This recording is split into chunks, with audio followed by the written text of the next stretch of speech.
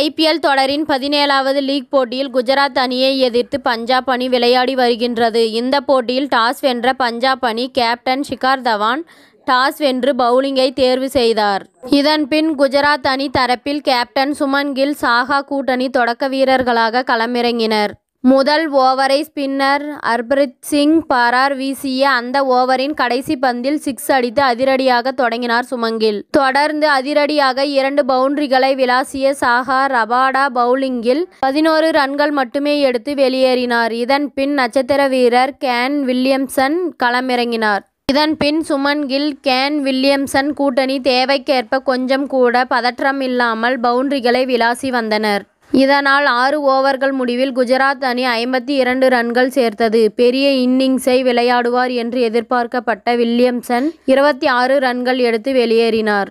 இதன் பின் சுமன் கில், சாய் சுதர்சன் கூட்டணி இணைந்து அதிரடியாக ரன்களை குவிக்க தொடங்கியது. ஒவ்வொரு ஓவருக்கும் 1 பவுண்டரி அடிக்க வேண்டும் என்று வெளுத்து கட்டினார். சிக்கந்தர் ராசா ஓவரில் 3 பவுண்டரிகள் விளாசப்பட்ட நிலையில் ரபாடா பவுலிங்கில் 14 ரன்கள் விளாசப்பட்டது.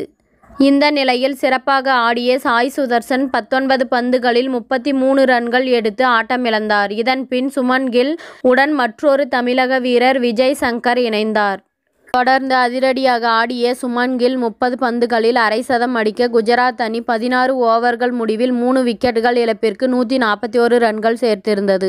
பின்னர் ஹர்ஷல் பட்டேல் வீசிய 17வது ஓவரில் ஒரு 6 உட்பட 12 ரன்கள் சேர்க்கப்பட ரபாடா வீசிய 18வது ஓவரில் 13 ரன்கள் சேர்க்கப்பட்டது.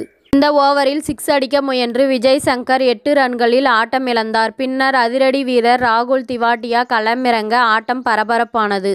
இதன் பின் 19வது ஓவரை வீச மீண்டும் ஹர்ஷல் பட்டேல் அழைக்கப்பட்டார். அந்த ஓவரில் 3 வைடுகள் உட்பட 20 ரன்கள் விளாசப்பட்டது. பின்னர் கடைசி ஓவரை வீச ஹர்தீப் சிங் வந்தார். இந்த ஓவரில் 2 பவுண்டரிகள் உட்பட 13 ரன்கள் சேர்க்கப்பட்டது. இதனால் குஜராத் அணி 20 ஓவர்கள் முடிவில் 4 விக்கெட் இழப்பிற்கு 199 ரன்கள் குவித்தது. சிறப்பாக விளையாடிய சுமன் கில் 48 பந்துகளில் 4 6 6 4 உட்பட 89 ரன்களையும், ராகுல் திவாட்டியா 8 பந்துகளில் 1 6 3 பவுண்டரிகள் உட்பட 23 ரன்களையும் விளாசினார்.